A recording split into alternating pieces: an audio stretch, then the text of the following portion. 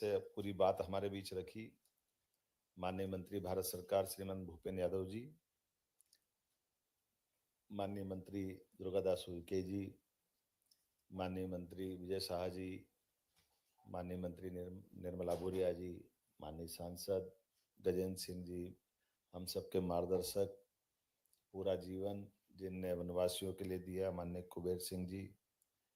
इस अवसर पर आप सब जनजाति क्षेत्रों में समुदाय आधारित वन पुनर्स्थापन एवं जलवायु परिवर्तन अनुकूल आजीविका कार्यशाला विषय का जिस प्रकार से इसमें चयन किया है, इसमें सारी बातें जोड़ी गई है और वक्ताओं ने भी कमोबेश अपनी भावना के आधार पर भी, अपने अनुभव के आधार पर भी हमारे लिए एक अच्छा खासा रोड मैप बना दिया कि हमको बढ़ना कैसे है। और 2 दिन चलने वाली इसका 2 दिन चलेगी ना कार्यशाला, 2 दिन चलने वाली इस कार्यशाला में मैं मान के चलता हूँ राज्य के आपके इस मुख्य सेवक के नाते से अपनी मेरी भूमिका अगर ढूंढता हूँ तो ये एक तरह से बड़ी भूमिका आपने हमारी मदद की दिशा में दी। मैं आपका आभार मानता हूँ, धन्यवाद देता हूँ, आपका अभिनंदन करता हूँ इसकी कार्यशाला के भाव में। हमारी सरकार के नाते से अगर मैं देखूं तो मुझे दायरे दिखाई देते हैं। फॉरेस्ट की बात करते हैं तो फॉरेस्ट एक तरफा हमारा अपना जो भाव है उस भाव के आधार पर उसकी अपनी भूमिका भी है और उसकी अपनी सीमा भी है। उस सीमाओं में आजीविका से जोड़ करके फॉरेस्ट की बात करें तो थोड़ा सा उलझन पड़ जाती है। फॉरेस्ट आजीविका से परस्पर हमारे अब पैसा एक्ट और बाकी चीजों को ला करके जरूर अब वापस रास्ता यशस्वी प्रधानमंत्री के माध्यम से निकालने का प्रयास कर रहा है, अन्यथा ये तो बड़ा मुश्किल मामला रहता था। मैं भी देखता हूँ गौर से कि हमारे अपने जिन जनजाति बेल्ट में जंगल है और जंगल के साथ जीने की वर्षों की परंपरा है, और उस परंपरा में हम अपने ही शासन के प्रबंधन करते करते हम उसके कष्ट बढ़ा रहे हैं कि उसके कष्ट में मददगार हो रहे हैं। तो ध्यान में आता कि हम तो कष्ट बढ़ा रहे हैं। कष्ट बढ़ाने में रास्ते कैसे पकड़ते हैं, बड़ा मुश्किल काम। अब हमने टाइगर रिजर्व बना दिया, सेंचुरी बना दी, हमने अपने एरिया बना दिए, तो एरिया बनाते ही हमने सबसे पहले आबादियों को बाहर करो। अब आबादियों को बाहर करो, ये बेसिक मूल ही संकट का है कि यहाँ से आबादी जिनके साथ हजारों हजार साल से रहती आई है। हमारे यहाँ तो फिर भारत का चुनाव चिन्ह, भारत का अपना राष्ट्रीय प्रतीक चिन्ह देख लो, तो उस प्रतीक चिन्ह में क्या दिखाई देगा अशोक के जमाने से। हमने तो वो सब चीज देखी है जिससे अपनी सह अस्तित्व की भावना का आनंद आता है। यशस्वी प्रधानमंत्री के भाव को देखो तो वो प्रगति भी देख रहा है लेकिन प्रकृति भी देख रहे हैं। तो प्रगति और प्रगति में अंतर कहाँ है? तो प्रगति भी चाहिए लेकिन प्रकृति के साथ जीने का भाव भी चाहिए। ये अलग बात है कि हमको अतीत के काल में जो विरासत की मिली हुई चीजें उनके भी संकट। अब संकट, वन में पेड़ लगना चाहिए लेकिन सागौन के ही लगना चाहिए, ये मैं तो समझ नहीं पाया कि केवल सागौन के क्यों लगना चाहिए। ये तो फसल हो रही कि पेड़ जंगल बन रहा है, ये तो फसल हो गई। तो फसल और जंगल में कितना फर्क हो गया। जंगल वो जिसमें सब प्रकार के पेड़ पौधे रहे, जंगल में सब आनंद के साथ जीने की वो सारी चीजें मिले। लेकिन ये नहीं नहीं, यहाँ तो देवदार, यहाँ सागौन, यहाँ साल। हमने वो अंग्रेजों की उस भावना को नहीं समझ पाए जिसपे वो इससे कमा के ले जाते थे। वो तो चले गए, हम उनकी लाश ढो रहे हैं। बड़ी मुश्किल है हमारी, हम उस रास्ते पे जा रहे हैं जिस रास्ते से हमको बाहर आना चाहिए। लेकिन अब उनके काम की चीज उनने छोड़ के चले गए। तो ये बात सही कि बहुत सारे बदलाव माननीय मोदी जी ने किए और हमारा सौभाग्य कि वन मंत्री हमारे बीच ही पधारे। तो हमारे कष्ट में आपकी छतरी में ही हमको छाया मिलेगी, हमको आपसे ही इससे बंधन से मुक्ति मिलेगी। क्योंकि ये बात सही है कि जब हम अपने प्रकृति आधारित जीवन जीने की बात करेंगे तो बहुत सरलता से बहुत सारी समस्या हल हो जाएगी, बहुत कठिनाई नहीं है। अभी हम जैसे आजीविका के लिए औद्योगिकरण की बात करेंगे, तमाम प्रकार के दूसरी चीजों की तरफ ले जाएंगे, लेकिन वन आधारित जीवन में तो कोई ज्यादा झंझट ही नहीं है। हमारी मस्तमौला प्रकृति है, जिस प्रकृति में परमात्मा ने जो दिया है उसमें आनंद के साथ। वो मैं परसों के इस इंडेक्स के समाचार देख रहा था कि दुनिया के धनी देशों में, 200 से ज्यादा देशों में सर्वाधिक प्रसन्नता के साथ जीवन जीने वाले देश में भारत का नंबर 88 नंबर, मतलब 88% हमको लोगों ने उसमें अंक में 100 में से नंबर दिए।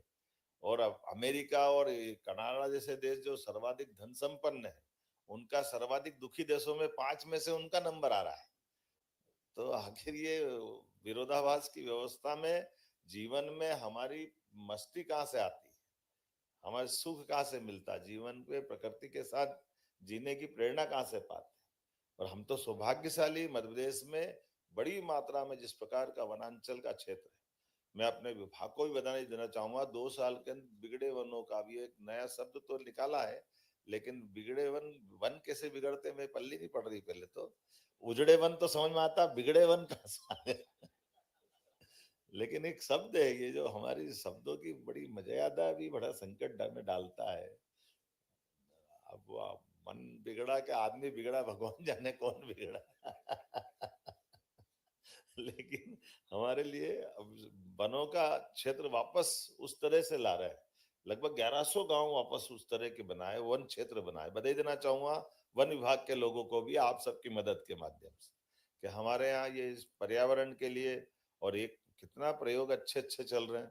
आज की दौर में ये भी आनंद की बात है कि हमने जब अपने प्रकृति में जनजाति समाज की साधना, साधन, संसाधन की बात की है, तो हमने तो ये भी कहा कि अब उस वन क्षेत्र में हमारे पूजा पाठ के स्थान, अगर ये कार्यशाला में ये विषय भी डाल लेना कि भाई भले ही वो हमना टाइगर रिजर्व हो, कुछ भी हो, लेकिन पूजा पाठ के स्थान तो ये भावनाओं से जुड़ते हैं, आस्था से जुड़ते हैं। उन आस्थाओं पे चोट पहुंचा करके हम क्या किसको बचाएंगे। और वैसे भी कोई बहुत बड़े बड़े महल अट्टालिका तो बनाते नहीं यार, हमारे देवताओं के स्थान तो बहुत वैसे ही रहते हैं। लेकिन ये नियम कानून में जरूरत पड़ेगी तो कानून के लिए भारत सरकार भी बैठी है, राज्य सरकार तो अपन आपके साथ खड़े ही है। रास्ता निकालेंगे, हमारे देवस्थान क्यों आनंद में नहीं होना चाहिए, उनके प्रबंधन सब अच्छे से अच्छा कर सकते हैं। इसी प्रकार से कई मामलों में जब बात निकलेगी तो वन्य प्राणी की जीव में, जीव कौन को मानते यही पल्ले नहीं पड़ता है। जो आकर्षक और सब प्रकार से दिखाई दे वही जीव है, कि जो जीवन में पा रहा वो जीव है। तो वन अंचल में मैं देख रहा था कि अभी बड़े पैमाने पर 2-3, अब ये बात निकालते तो हमारे यहाँ विषय निकल जाता कि भाई तो आपको ये क्या जरूरत है, रेप्टाइल में सर्प की गिनती नहीं करा रहे हैं, ये फॉरेस्ट का कौन सा हिसाब मेरे पल्ले नहीं पड़ता है। भाई सांप काय में आएगा, शहर में आएगा कि जंगल में आएगा, किधर गिनाएगा, ये समझना मुश्किल पड़ेगा। प्राणी तो है ना वो। और उसमें ऐसे करते करते जब नहीं गिनती कर रहे हैं तो वो सांप से वनराज मतलब सरपराज हमारा गायब भी हो गया, किंग कोबरा। अभी मैं जब बात करता हूँ तो मेरे को पता नहीं कि धीरे से लोग चुटकी लेते कि आपको किंग कोबरा में क्यों आनंद आता है। मैंने, मेरे को आनंद नहीं आता, मेरे को तो कष्ट दिखता है। जैसे जंगल के अंदर टाइगर की कमी के कारण से इकोसिस्टम का पूरा सिस्टम बिगड़ता था, आज टाइगर के कारण से इकोसिस्टम बन रहा है। मैं तो बधाई देना चाहूंगा, अब तो चीता भी आ रहा है, चीता जीता हमारे यहाँ है। ये जो चीता भी पाया, और चीते पे, चीते के आधार पर हमारा भारत जीता है वापस। कितने साल पुरानी वापस परंपरा को पुनर्स्थापित किया माननीय भूपेंद्र जी ने। इसकी शुरुआत की माननीय वन मंत्री जी को और प्रधानमंत्री जी को बधाई दिलाए, जिनके कारण ये वापस ऐतिहासिक घड़ी आई है कि हम अपने उस बिछड़े हुए अपने जंगल के एक प्राणी को वापस लेकर आए। और मैं देख रहा था कि मालवा में छोड़ने की बात आ गई, गांधी सागर के लिए भी तैयारी हो गई। तो गांधी सागर में तो आज की स्थिति में देखा जाए तो गिनती में नहीं ले रहे हैं, क्योंकि आपने सेंचुरी बनाई है। पहुंच गया टाइगर देवास में, लेकिन कागज पे अभी अपन टाइगर नहीं दिखाते उसको। अब क्या मालूम जैसे कागज पे कैसे दिखाएंगे उसको, कुछ सेंचुरी बनाएंगे तो दिखाएंगे। सेंचुरी के नियम इतने क्या, वो टाइगर अभयारण्य के नियम थोड़े खराब है, तो फिर वहां फिर जंगल में से लोगों को हटाना पड़ेगा तो विरोध आ जाएगा, राजनीति चालू हो जाएगी, हमको मुश्किल हो जाएगा चुनाव उनाव में जाना। तो इसलिए समझना पड़ेगा। हम कहते टाइगर नहीं है, टाइगर नहीं हो तो भी आंख भी चलो नहीं दिखाना, हमारा जीवन चलता रहेगा। ये कागज के संकट बहुत बड़े जो है उसको हम कैसे दिखाएं और कैसे बताएं, क्योंकि ये देवास से लेके आगे तक है तो सही। और लेकिन अब इसी के पार्ट पे दूसरी बात भी जोड़ रहे हैं कि जैसे हम वर्तमान की बात कर रहे हैं, तो हमारे लिए जो अभी वर्तमान का समय चल रहा है वो कई मामलों में, इसलिए मैं आपसे भी निवेदन करता हूँ इस सड़कों की गिनती भी आप चालू कराएं। अभी तक ये फॉरेस्ट एक्ट में ही नहीं है। नहीं है ना सर बर्णवाल जी? वाइल्ड लाइफ एक्ट में नहीं है सांप की गिनती? है, पर वो गिनती कोई करता ही नहीं है। मैं तो दो चार बार बोल चुका हूँ, तो ये बताते कि इसका कोई हिसाब किताब ही नहीं है। तो मैंने कहा जानवर नहीं है कि हिसाब किताब नहीं है, आखिर सही क्या है? मतलब अगर इसका नुकसान आपने देखना कि वनांचल क्षेत्र में खास करके बड़े पैमाने पे सर्पदंश की घटना हो रही है। तो सर्पदंश की घटना को ये उनसे बचा, मतलब आप अपने ये जो महाकौशल के कई जिलों के अंदर बड़े पैमाने पर और कोई कारण से नहीं मर रहा मनुष्य, केवल सर्पदंश से मर रहा है बड़ी पैमाने। बंदर तो क्या मालूम नहीं मरा कि नहीं मरा, लेकिन आदमी जरूर मर रहे हैं। तो उसकी संकट क्या हो रहा है कि जो बड़े पैमाने पे हमको एक तो व्यक्ति भी गया और आर्थिक दृष्टि से भी उनकी मदद करना है, तो 4 लाख की राशि भी देना पड़ती है। राशि का सवाल नहीं, सवाल बड़े पैमाने पे लोगों की मरने का है, उनकी सुविधा देने का। ऐसे में बड़े पैमाने पे जो अंदर रहते लोग वो और घबरा के शहरीकरण की तरफ आ रहे हैं। तो जब हमने कहा कि भाई अपने इतनी प्राकृतिक वातावरण में अच्छे से क्यों नहीं रह रहे हैं, तो मालूम पड़ा कि धीरे धीरे कोई कोई कारण से जहरीले सांपों की संख्या बढ़ी है। तो जहरीले सांपों को सांप ही कंट्रोल करता है, इसलिए किंग कोबरा के बारे में माना जाता है। अब किंग कोबरा में भी जो जरा ज्यादा बड़े विद्वान इकट्ठे कर लो ये भी संकट देते हैं। वो वहां पहुंच जाते जहां पहुंचना ही नहीं चाहिए। वो तो बहुत पानी गिरता वहीं मिलता है ही नहीं, बाकी किंग कोबरा चलेगा ही नहीं। अरे नहीं कैसे चलेगा भैया?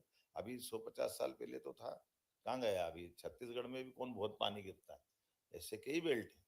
तो थोड़ा जो एक बार आप उस व्यवस्था को बनाओगे तो परमात्मा भी रास्ता निकाल ही देता है। ऐसी कई सारी चीजें, ये एक नहीं है। मैं बात तो करने के लिए दूसरी बहुत सारी आया था, लेकिन मुझे लगता सारी बात हो गई, तो अब ज्यादा बात करने से फायदा भी नहीं। हमारे समय पे समापन करना है। लेकिन आज की स्थिति में दो चीजें मैं आपके सामने जरूर रखना चाहूंगा। जब हम जल जंगल जमीन की बात करते हैं, जल जंगल जमीन पे पर्याप्त रूप से हमारे अपने अब जो भाव बना, उस भाव में हमारी पेसा एक्ट के माध्यम से तेंदुपत्ता संग्राहकों के लिए भी हमने काम किया, जल गंगा संरक्षण अभियान भी चला रहे हैं। ये जो हमारे फॉरेस्ट की दृष्टि से मध्य प्रदेश खासकर इस संदर्भ में, कि हमारे यहाँ ना कोई बहुत बड़ा हिम ग्लेशियर है, ना कोई दूसरी ऐसे कोई, लेकिन प्राकृतिक रूप से वन संपदा के बलबूते पर ही हमारी बड़ी बड़ी नदियों में जल की राशि पूरे देश के कई राज्यों तक अपनी जल से जीवन पहुंचाती।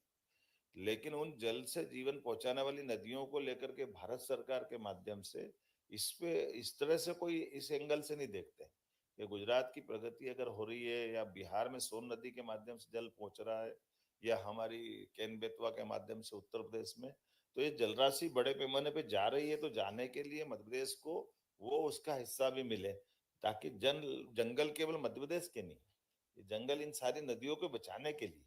तो इसलिए उस बड़ी भूमिका के आधार पर कोई एक इसका हिसाब बने कि हम इसमें क्या और कर सकते हैं, ताकि इनकी नदियों की जलराशि का अविरल निर्वल प्रवाह बना रहे।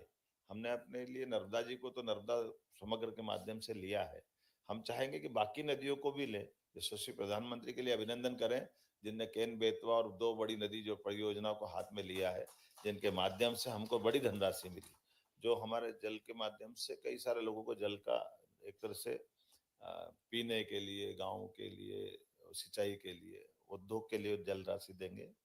लेकिन इसी के साथ साथ जल जीवों के ऊपर भी काम करने की जरूरत। जल जीव में भी फॉरेस्ट का रोल कम है। जैसे घड़ियाल छोड़ रहे हैं, तो मैं गया हूँ छोड़ने खुद घड़ियाल। अब वो चंबल में घड़ियाल छोड़ रहे हैं, वो पता नहीं छोड़े हुए घड़ियाल जाते कहाँ है, हर साल छोड़ रहे हैं।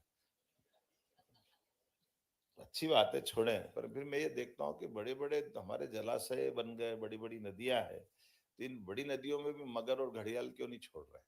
इनको भी छोड़ने के लिए, जैसे हमारे ऐसे आपके माध्यम से बाकी जगह भी, क्योंकि ये पूरा इकोसिस्टम बनाएंगे। इससे कई सारे जब हम सब जानते हैं कि आज के जमाने में हमारे पास में इस व्यवस्थाओं के लिए मध्य प्रदेश की पहचान अपने सारे वन्य प्राणियों को बचाने के लिए। तो वन्य प्राणी कहते हैं तो उसमें बहुत बड़ा दायरा है, कुछ बचते ही नहीं। अभी परसों ही गिद्ध उड़ा है, अच्छे से उड़े, बहुत अच्छे, दौड़ते दौड़ते गए, बहुत कोई गिरते पड़ते गए। लेकिन ये जो आपने आज के इस भाव में कि जब हमारे एक अभी कौन सा व्हाइट गिद्ध मिला, कहाँ से आया था वो, अफगानिस्तान है, कहाँ कहाँ का था वो? हम्म।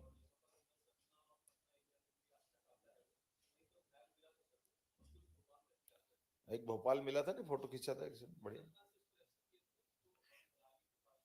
बहुत अच्छा। तो ऐसे कई, ऐसे तो ये अपनी एक तरह से वो पुरानी उस भौगोलिक रचना को भी पुष्ट करते हैं, ऐसे वन्य प्राणी मिलते तो आगे आने वाले समय में मैं मान के चलता हूँ कि ऐसे इंटरनेशनल लेवल के भी कोई सेमिनार करना हो जिसमें इस प्रकार से हमारे जहाँ प्राणी आते जाते हैं उन देशों से मिलकर के। बहुत अच्छा, बहुत अच्छा। क्योंकि हमारे यहाँ जैसे भोपाल में बर्ड्स आती है, कहीं और जगह आती है, बहुत आती है, लेकिन ऐसा कोई इन देशों से कोई संपर्क नहीं बन पाता। बहुत अच्छा। तो ये ऐसे कई सारे विषय हुए। लेकिन फिर दोबारा आता हूँ कि आजीविका से लेकर के जीवन हमारा सुलभ बने, सरल बने, सहज बने, और वनों का भी इस प्रकार का आनंद बने। तो मैं अपनी ओर से एक बार फिर भारत सरकार के मंत्री होने के नाते से आपका स्वागत करता हूँ, अभिनंदन करता हूँ। और इसी से जुड़े हुए सारे मसलों को लेकर के ये कार्यशाला अपने उद्देश्य की पूर्ति के लिए निश्चित रूप से जनजातीय क्षेत्र के सामाजिक आर्थिक प्रगति के साथ साथ वन पर्यावरण की पुनर्रचना की दिशा में एक ठोस कदम उठाएगी। इस भावना के साथ मेरी शुभकामना, बधाई।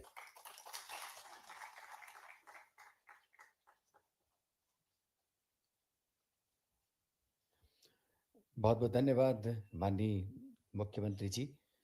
और अब ये कार्यशाला का प्रथम सत्र यानी उद्घाटन सत्र विश्राम लेने जा रहा है। हम औपचारिक आभार ज्ञापन के लिए श्रीमती वंदना वैद्य को आमंत्रित करना चाहेंगे, आयुक्त जनजातीय क्षेत्रीय विकास योजनाएं। माननीय महानुभाव, जनजातीय समुदाय वन पर्यावरण आजीविका विषयों को समाहित करने वाली इस महत्वपूर्ण कार्यशाला में सभी उपस्थित गुणीजनों का अभिनंदन एवं विनम्र आभार। माननीय मुख्यमंत्री जी की गरिमा उपस्थिति हमारा उत्साह बढ़ा रही है, उनके प्रति सादर आभार। भारत सरकार के माननीय मंत्री श्री भूपेंद्र यादव और माननीय राज्य मंत्री श्री दुर्गा सिंह उइके की उपस्थिति ने हमारा गौरव बढ़ाया है, उनके प्रति आभार। सदैव रचनात्मक सोच रखने वाले हमारे माननीय डॉक्टर